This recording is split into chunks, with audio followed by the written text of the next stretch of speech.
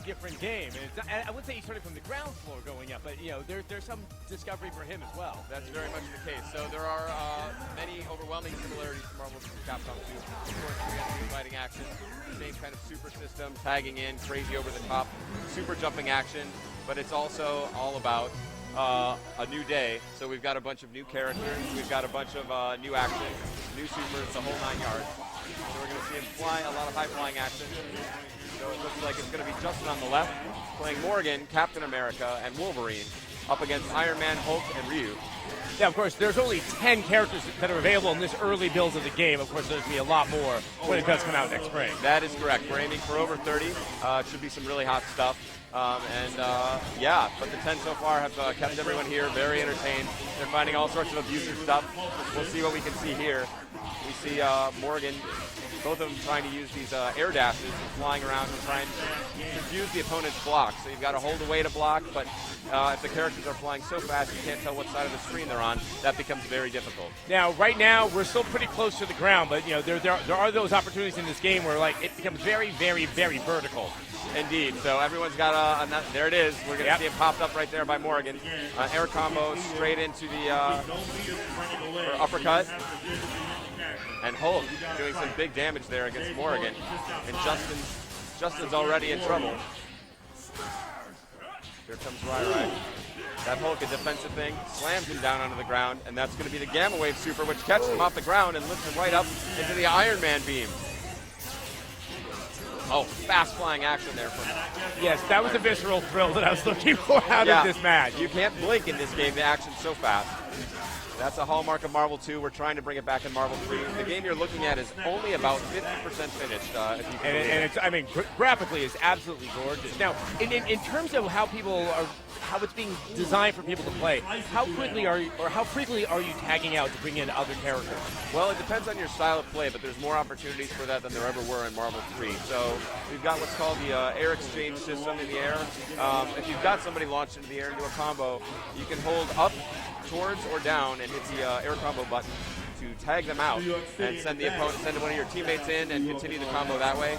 So you have much more flexibility to move freely between your characters.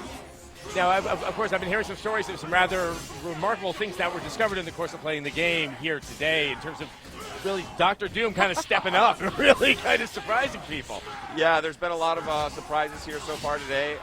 We'll see who the big champions are.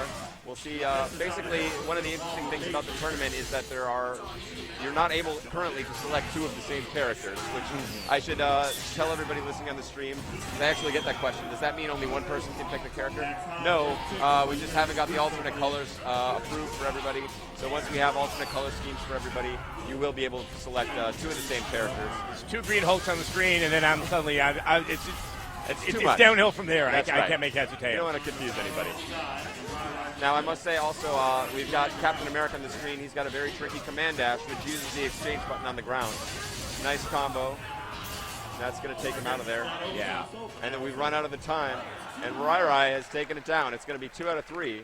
Rai takes the first. All right, Rai up 1. He is, and this is, just a quick 2 out of 3, and it's a single elimination, so that's very brutal. There's no losers bracket here. And we have Iron Man. Indeed. He's got a sort of a new look. Both of them are thinking about things here. Dante called out. The crowd's It calling. Sounds like as you pick your 3 characters, it is quite dynamic. It can be very strategic, even if you only use one for just a quick special attack. That is exactly the case. So many characters, they also have assist moves. So even when they're not on screen as your main controlled character, you can call them onto the screen at any time to perform an assist. The assists can really determine the value of a character. If they have a really great move that they can use off screen to come in and help you out, that can create entirely new ways of playing the game and opportunities for the fighting. Now, I believe, and correct me if I'm wrong, that Justin Wong is playing with Dante right now. Let's take a yes. Oh, he caught it on the nose there. And I was about to say that Dante's a very powerful character in the game. he kind of took quite a bit of damage. He is, but he eats a proton cannon like anybody else. Catches him a little too high. Oh, wow, brings him all the way back to the ground, and that's going to combo straight into the super. Justin Wong already discovering some new stuff about the game. Wow. Wow, a remarkable string of combos from Justin Wong with Dante. He is, and also one of the things that people were discussing is, boy, this game doesn't seem quite as fast as Marvel vs. Capcom 2. Is this look fast enough to you, Adam? Yes, I mean, I believe this game in the right hands, and even not in the right hands, in those hands such as mine, that yeah, there's quick, it's satisfying, and the little I played of it, it's very, very satisfying and visceral. Yeah, it feels fast, it feels quick, there's crazy action. These guys have only been playing for a few hours. You see some of the stuff they're already capable of. Oh, snaps him right back out of there. I mean, I have to say, even in this match from the first one, we're already seeing far more stronger combos coming much earlier on in the match. It is, and that's showing their understanding of the new system. So it's a brand new fighting engine in this game, and wow. They're coming up with clever ideas. These guys at this tournament are all about finding ways to abuse the system. Yes. And that in turn is quite educational for you and everyone else at Capcom to figure out, hold on, we need to be mindful of that when we put it out on the shelf. That's one of the great things about having a great community and having a great opportunity to speak to them directly is you have the game out here on a location test. So people get a chance to play a game they're excited about in advance, and we get a chance to have great players tell us what's working, what's not. How surprising have you been with the way that people like Justin Wong and Rai have been, manipulating what's made available in Marvel vs. Capcom 3? Basically, the skills are still here and paying the bills. So I believe the first time Justin played the game, we were offering a T-shirt to anybody who could win 10 in a row.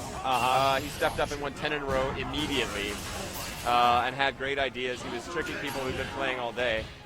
T-shirts. That is the great currency of innovation in the video game industry. It is. Why hire testers when we have T-shirts and a great community? So Rai really has that whole combo down. He's doing a quick ground pound, and then by the time he lands, Hulk's Gamma Wave Super is able to pull him back up off the ground, basically creating an earthquake across the ground. Very dangerous. And here comes Wolverine. He's going to...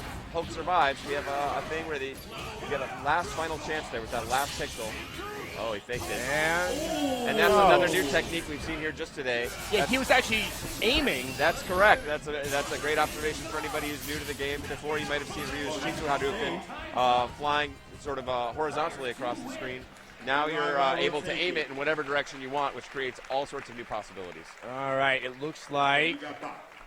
Rai. Yes, Rai took both of those. And in the words of our in-house announcer, he got bodied. He got bodied. Is your body hit the floor pretty hard? That's a term that probably should stay within the fighting game community because if you use that too freewheeling, things may get ugly. Yeah, well, in the wrong part of town, things could take an interesting turn. Next up, it's going to be Keats.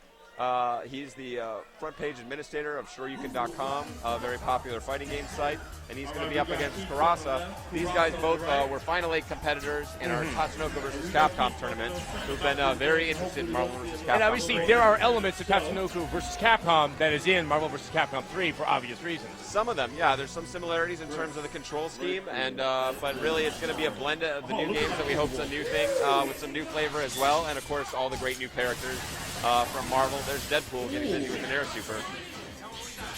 Deadpool is famous for his really beautiful animation and everything else. One of the other new things being shown off today here is level 3 supers, which have never been seen before. Now, yes, at E3, when we were looking at Marvel vs. Capcom 2, it only got to level 2, which was rather wild.